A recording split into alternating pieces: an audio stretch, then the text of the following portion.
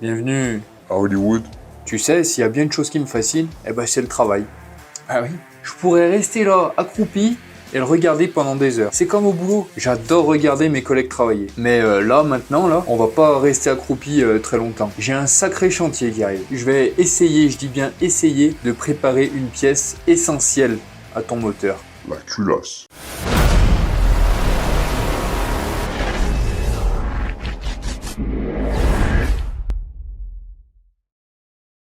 La culasse, c'est ce qui va te servir tout simplement à faire ingérer le mélange air-essence à ton moteur via la pipe d'admission. C'était la pipe d'admission. Et les soupapes. C'est elle qui est au sommet de la chambre à combustion. Et ben je peux te dire que ça ramasse autant que la brosse à chiottes après avoir utilisé la guillotine à boudin. Donc quand tu veux des chevaux et que tu veux un régime moteur un petit peu plus élevé que la moyenne, je parle pas de 13 000 tours, hein, mais quand tu veux monter plus haut dans les tours, il te faut du léger pour éviter les contraintes d'inertie dues au poids des pièces. Qu'il faut du léger, qui soit costaud. Je ne suis pas peu fier de te présenter une soupape et un guide de soupape. Le guide de soupape, il est en bronze. Il est interne à la culasse, il est monté serré dans la culasse. La soupape, elle coulisse dans ce guide.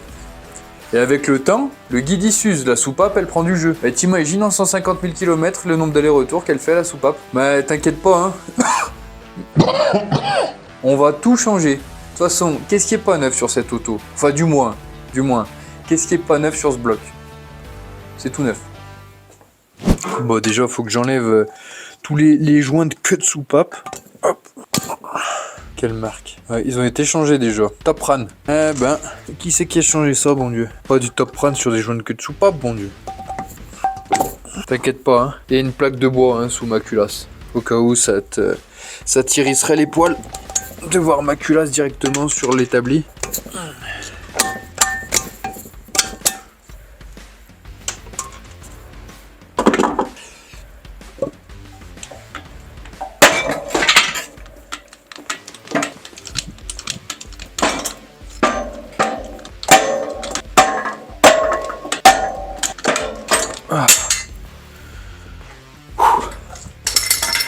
Tu vois, ça prouve bien que ce sont les guides d'origine, ils ont jamais été changés. Et sur les nouveaux, à chaque fois, t'as la collerette. Et la collerette, en fait, c'est pour jauger la profondeur sans te prendre la tête. Tu le montes en butée et puis terminé, quoi. Ce qu'on va faire, on va prendre une douille qui va bien. Ah bah, impeccable. Douille de 10. Hop là.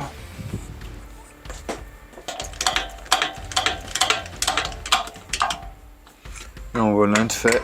Tu vois, c'est pas si dur, hein. Ah. Ah.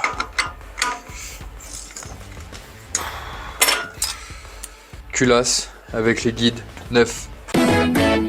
Donc tu vois, c'était tous ces guides à changer là. Là c'est tout neuf, c'est impeccable. On va changer les joints, mettre les joints de queue de soupape. Tu vois, c'est ce qui vient en fait sur le guide et ça vient en bout de soupape comme ça. Voilà, ça vient te jointer comme il faut. Pour les mettre, faut pas forcer, mais vraiment pas. Hein. Donc douille de 11. Tu tapes tout doucement et dès que tu entends un changement de sonorité, eh ben c'est que c'est bon, t'es à fond, faut arrêter.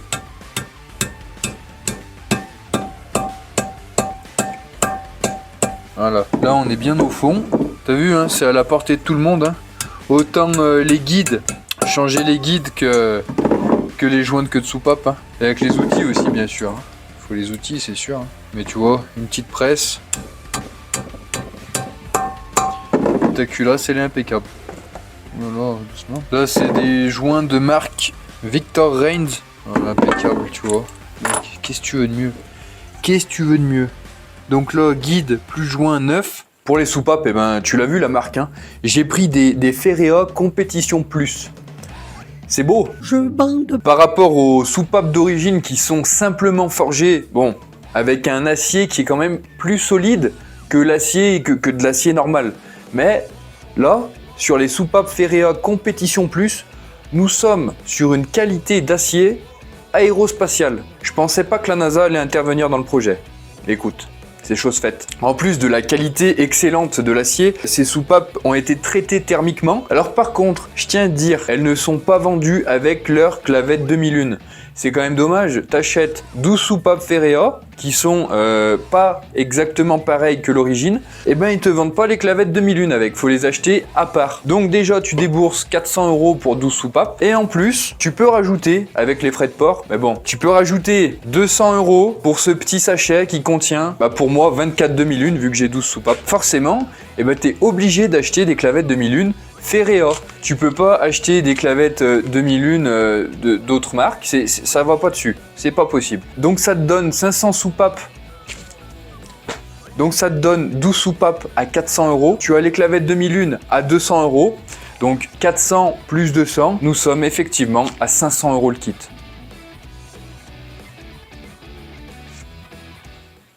Donc ce qu'on va peaufiner au niveau de l'usinage, c'est le siège de soupape avec la soupape. Donc ça veut dire après ça, ta soupape et ton siège de soupape, ils sont appairés. Donc normalement, il y a une étanchéité qui est parfaite. Tu utilises de la pâte à rôder, donc grain gros pour l'ébauche, grain fin pour la finition.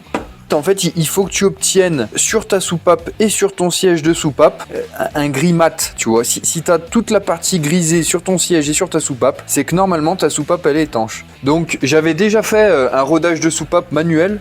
Ça m'avait vraiment pris la tête. Et encore, là, il n'y a que 12 soupapes. Hein. Je l'avais fait sur cette culasse qui a monté dedans, là. Franchement, imagine un moteur, par exemple, tu vois, moi, pour tous les jours, j'ai une Passat V6, 30 soupapes. Donc imagine, t'en as 30 à faire. J'ai même pas envie de savoir. Donc pour me faciliter la tâche, eh ben, j'ai acheté ce petit outil. Tu es en rotation d'un côté et tu es en quart... Enfin, je sais pas... Ouais, tu es en quart de tour de l'autre, tu vois. Parce que pour roder une soupape, tu peux pas faire un rodage circulaire. Genre, tu mets ta soupape, tu mets une ventouse sur ta perceuse et tu tournes. Ça, tu peux pas. Et d'ailleurs, je sais pas pourquoi. Ce qu'il faut faire, c'est vraiment des quarts de tour, comme par exemple avec un rodoir manuel, où là, bah, tu sais, tu fais comme si tu faisais du feu, là. Et avec ça, bah, ça nous reproduit ce mouvement impeccable. Des Waltz. Ça, vraiment, je te jure que c'est de la bonne cam. La batterie a 10 ans, hein. Voilà. Bon, après, j'en ai mis peut-être un peu beaucoup, mais bon, c'est pas grave. Voilà, tu vois, ça vient me reproduire le mouvement que tu fais à la main où tu te fais chier et que le soir, t'as des ampoules pas possible. Donc, tu vois, tu peux aller super vite comme ça, impeccable. Tu vois une partie grisâtre qui est ici, là. Sur la portée sur la portée de la surface sur la portée. Ah mais j'essaye mais j'y arrive pas. Hein. Je vais te montrer de plus près. Regarde bien. Donc tu vois la surface de contact elle est grisâtre. Là c'est fait. Là c'est pas fait. Ça se voit quand même. Hein, la différence entre les deux là. Tu vois. Là t'as des impuretés et en plus ta surface elle est lisse. Là ta surface il y a pas d'impureté et elle est mate. Et ben c'est ce qu'on veut nous. Donc là je vais passer un coup grain fin. Attends. Pas de complexe, il faut une sauce. En voici une à base de jus de mes couilles. Tiens, voilà. Impeccable.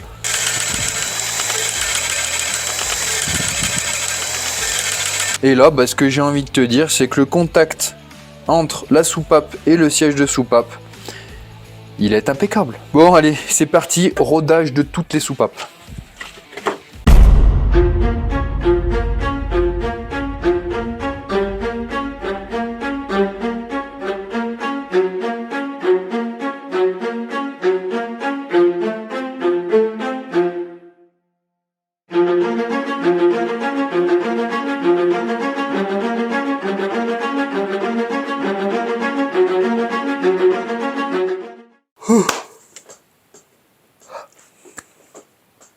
Je filme là.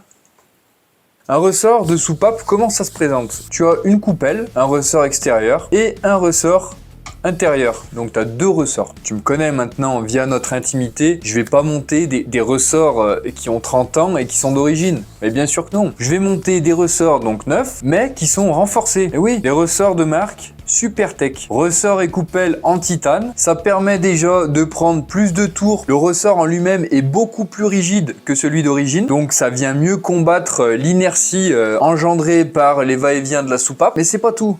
Le ressort renforcé a beaucoup moins de spire que le ressort d'origine. Tu vois, j'en compte 1, 2, 3, 4, 5. 1, 2, 3, 4. Je compte plutôt pas mal, non? Du coup, ce qui nous arrange avec moins de spire, c'est que tu viens retarder l'écrasement maximum du ressort. L'essentiel à retenir sur un ressort renforcé, plus rigide, meilleur rappel de la soupape. Ton moteur pourra prendre plus de tours, le nombre de spires moins important, donc un montage avec de gros arbres à cam. Le tout en titane pour que ce soit costaud. Magnifique. C'est super. Le compresseur de ressort de soupape. Donc alors ce qu'on va faire, c'est que ça, je vais protéger ma soupape. Faut que je range, hein. Faut vraiment que j'apprenne à ranger, hein. C'est dingue, hein. Regarde, c'est pas beau, impeccable. Ça c'est du bon boulot. Et bah écoute, allez, on va essayer comme ça. Donc là je mets mon ressort, intérieur, extérieur, je mets ma coupelle. Voilà.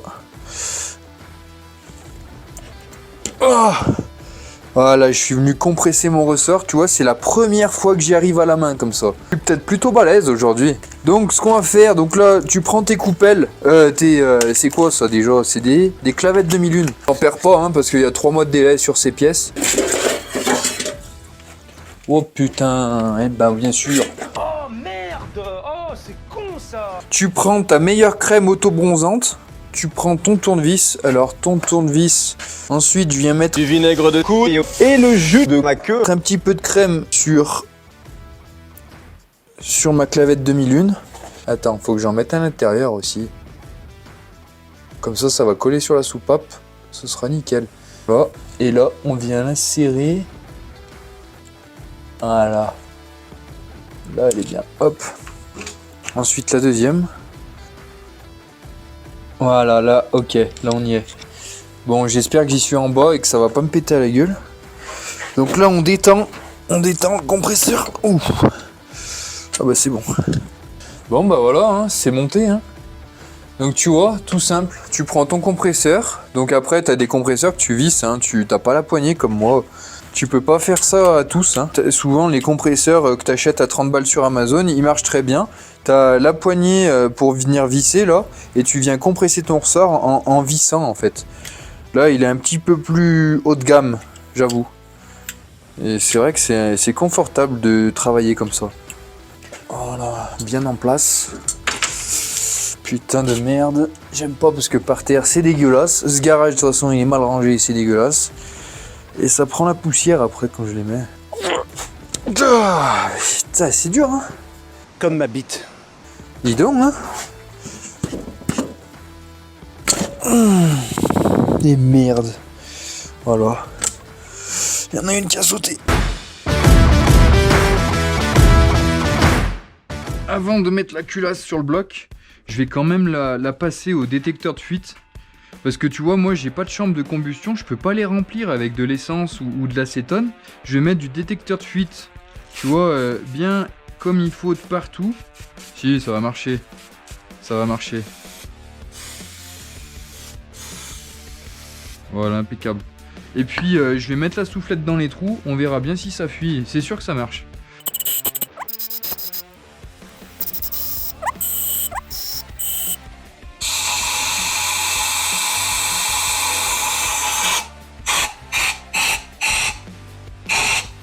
Ah ouais.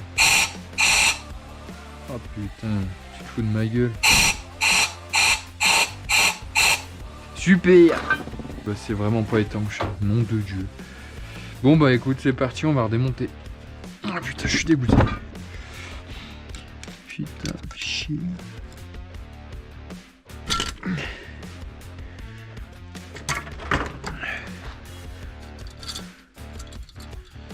Ah mais attends.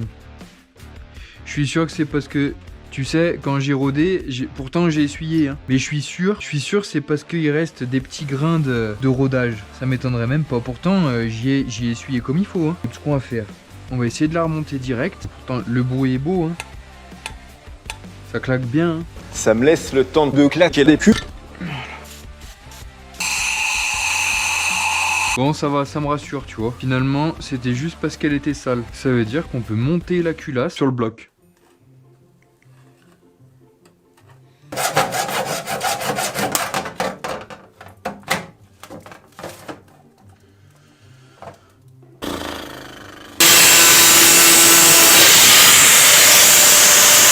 T'en as qui tracent bien droit et qui découpent tout tordu. Et ben moi je trace tout tordu et je découpe tout tordu aussi. De la graisse, de la graisse. Là, tu vois, il te faut une graisse bien pâteuse là.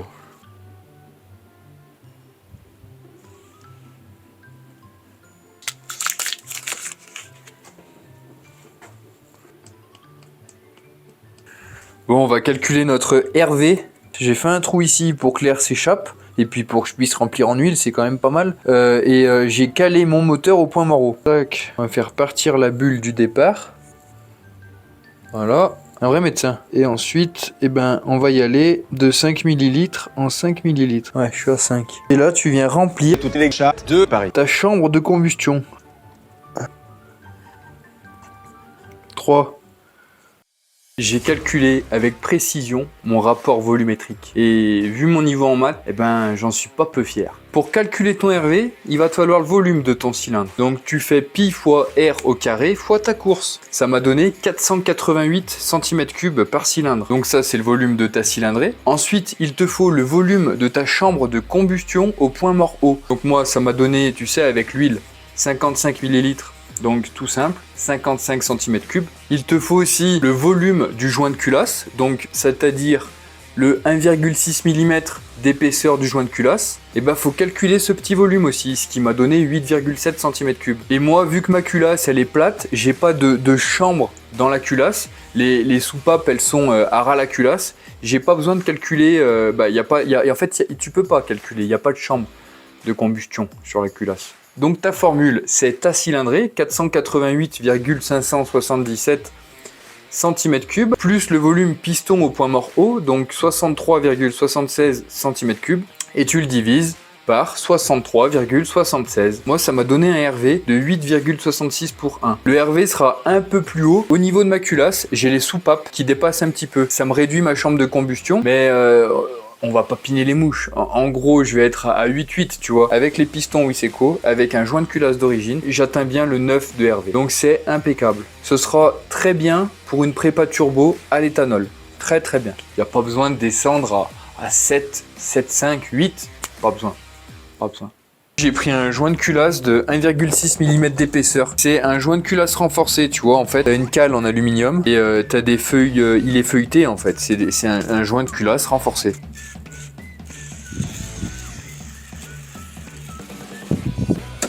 Hop là. Voilà, parfait.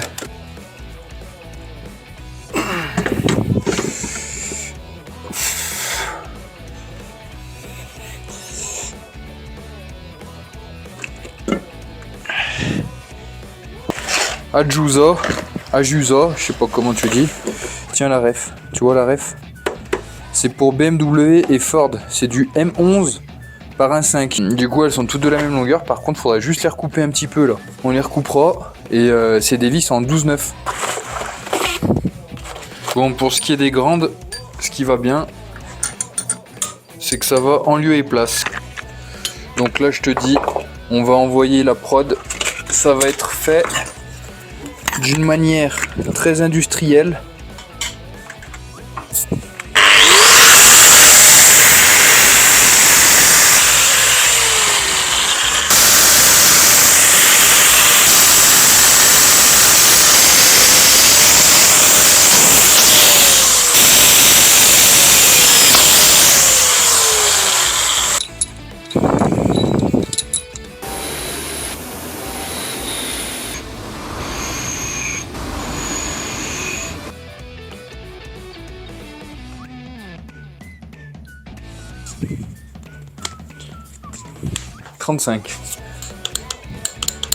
Allez, 70.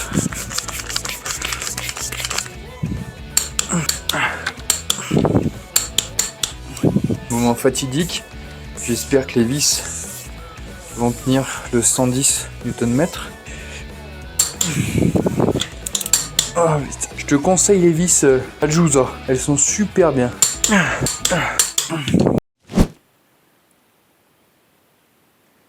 Je t'annonce tout de suite le moment le plus délicat de la culasse. Le passage de poussoir hydraulique à poussoir mécanique. Avec un poussoir hydraulique, tu te prends pas la tête. En fait, ton jeu aux soupapes vient se combler automatiquement. C'est pour ça qu'en fait, sur une voiture, tu ne fais jamais le jeu aux soupapes. Toutes les voitures de nos jours sont montées avec des poussoirs hydrauliques. Ce jeu, il est tout simplement comblé grâce à la pression d'huile. Tu vois, la pression d'huile rentre par cet orifice et dedans, tu as un petit éton. Et la pression d'huile vient pousser ce petit éton contre ta soupape. C'est ce qui te fait ton jeu aux soupapes automatiquement. En gros, c'est une sorte de petit vérin, hein. Mais ça n'a pas que des avantages quand tu veux sortir des chevaux. Déjà, c'est plus lourd, donc toujours dans un souci d'inertie pour ramener la soupape à son siège dans les hauts régimes, c'est mieux de mettre quelque chose de plus léger. Et aussi, question fiabilité, écoute, c'est une pièce avec une autre pièce. Donc du coup, ça te fait 2 pièces. Justement, 2 pièces qui sont solidaires, ça peut se désolidariser. Et du coup, engendrer une casse du poussoir hydraulique. Donc, il y en a qui m'ont dit que ça pouvait aller supporter, on va dire, 600 chevaux en restant à peu près fiable. C'est possible que ça casse, même avec 600 chevaux. Hein. Et puis, quand bien même, ça pourrait supporter 1000 chevaux. Ici, t'es chez Mecha Concept, ici. Qu'est-ce qu'on fait chez Mecha Concept? On fait du bon gros montage de paysans, bon Dieu. Le surdimensionnement à toute épreuve. Parce que sortir 600, 700, 800 chevaux, c'est bien. Mais sortir 800 chevaux fiables, c'est encore mieux. Le poussoir mécanique, lui, ça se présente comme ça, là. T'as pas d'orifice d'huile, forcément, c'est mécanique. Et ce qui vient te régler ton jeu aux soupapes, c'est cette petite pastille. Cette petite pastille, en fait, que tu viens usiner à la cote que tu veux pour régler ton jeu aux soupapes. Et j'ai contacté 4Cam parce que au niveau des arbres à cam, quand je les ai achetés, ça m'indiquait une valeur 0,25 admission, 0,25 échappement. Mais ils spécifiaient pas si c'était à froid ou à chaud. Ils m'ont bien dit que c'était à chaud, qu'il fallait avoir 0,25 à l'admission et 0,25 à l'échappement. Et ta soupape qui chauffe le plus, c'est ta soupape d'échappement, forcément. Tu as la combustion, les gaz chauds, c'est pour ça que tu as une cote différente à régler à froid. 4Cam m'a dit de pas toucher à l'admission, mettre 0,25 à froid. Par contre, pour les soupapes d'échappement, ils m'ont conseillé de me régler à 0,30 à froid pour qu'ensuite à chaud, avec la dilatation, je tombe à 0,25. Donc je te cache pas que je l'ai jamais fait. Ça me fait un petit peu peur parce que au niveau de la pastille, c'est vraiment un acier qui est vraiment très très dur. Pour te donner un ordre d'idée, là j'ai une vis de culasse en 19. Donc déjà, c'est pas mal, c'est pas de l'acier de merde. Tu vois, je la lime facilement. Maintenant, quand tu prends ta pastille, ça glisse. Sur la lime, ça glisse. C'est pour ça que ça prouve bien que c'est un acier qui est vraiment très dur. Heureusement d'ailleurs, parce que ça vient se prendre dans la gueule. Donc j'ai contacté diverses entreprises et il y en a aucun qui est chaud à me rectifier mes pastilles de soupape, quoi. Même le gars où je suis allé faire ma culasse, je lui ai emmené un poussoir mécanique et la pastille, il m'a dit c'est trop fin comme boulot, on n'a pas de si petites rectifs. Je sais pas si dans ce garage on arrivera à être au centième, mais en tout cas il va falloir se débrouiller seul. Tu vois, j'avais cette grosse plaque de tôle qui traînait. Écoute, je t'annonce officiellement que ça va devenir la table de rectif de Mecha Concept. On va mettre un coup de forêt à centrer, comme ça le forêt il partira pas de travers. Voilà. Tu comprends peut-être pas trop ce que je fais, mais ça va être. Allez. On va peut-être changer la vitesse de rotation parce que pour un forêt de 5, c'est pas fou. Ah, on lui remplit le trou, hein. Putain, mais qu'est-ce qu'elle me sort. Ça y va tout seul après. Impeccable. Merde. Putain, si ça va bien, tiens. Je sais pas si c'est l'affûteur de forêt qui est bon ou si c'est le truc blanc, là. Ça, comment on dit? L'huile de coupe.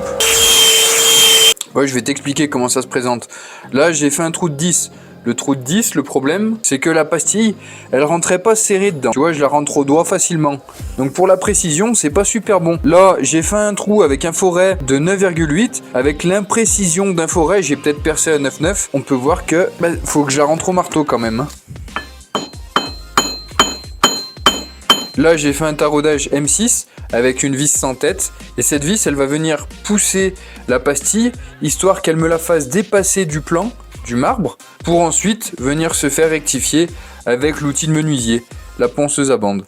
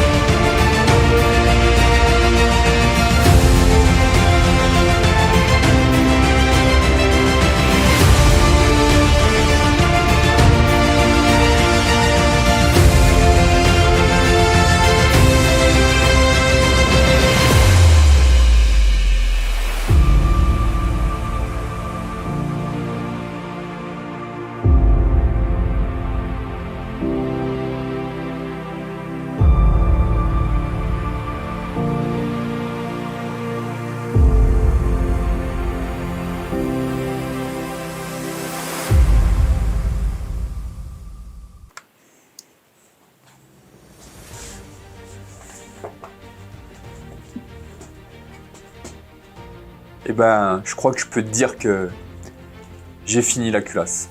Le rectifiage des pastilles s'est extrêmement bien passé. J'ai été encore très fier de réaliser cet usinage technique avec toi. Ah, ça fait plaisir. C'était une expérience magnifique. Surtout que ça a bien marché. Toutes les pastilles sont aux cotes. Ici, on fait du boulot au centième avec du matos de menuisier. C'était pas gagné quand même. J'en menais pas large au début. Moi, je suis heureux de te partager mes secrets. C'est même pas un secret. Je suis très fier de te partager mon expérience. Regarde, je pars de rien, tu pars de rien. On arrive à un résultat qui est, on va dire, potable. Alors par contre, je t'ai pas parlé des arbres à cam. Oui, je t'en parlerai mieux dans la prochaine vidéo. C'est de gros arbres à cam prévus, enfin optimisés pour un montage turbo. Mais ça, ce sera quand je ferai la distribution. Et d'ailleurs, dans la prochaine vidéo, tout va prendre son sens. Ce que tu vois depuis le début, le montage du bloc, le montage de la boîte, le montage de la culasse, et ben tout cet ensemble, ça va aller là-dedans. Sûr. C'est là que ça va commencer à devenir très intéressant. Et ce que je te souhaite, pour ne pas louper un épisode, eh ben, c'est de t'abonner. Mais tu louperais ça, toi? Ouais, non. Remarque, t'as raison. Ça ne vaut pas le coup. Enfin bon, écoute, c'est ici qu'on se quitte. Bon, là, j'ai fait la culasse. Entre le boulot, déjà, je me donne à fond.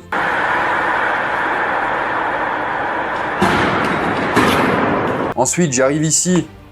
Je me donne encore à fond. Puis, après tout ça, il y a le montage vidéo. Et le montage vidéo, c'est super long aussi, mais tu te rends pas compte. C'est dingue, Bon, allez, ce que j'ai envie de te dire, c'est que, on se retrouve la prochaine fois, dans pas longtemps, pour faire le swap de l'auto. Plein de bisous. Au revoir.